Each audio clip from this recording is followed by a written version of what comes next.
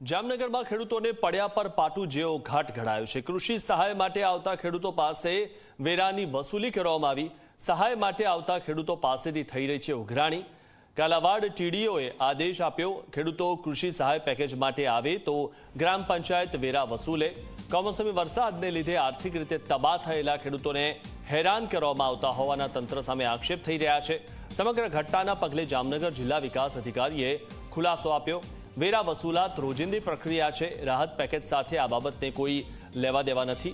વગર વિલંબે ખેડૂતોને જરૂરી કાગળો આપવામાં આવે તેવી તમામ ટીડીઓને સૂચના અપાઈ છે। તે વાતનો ઉલ્લેખ પણ ડીડીઓએ કર્યો।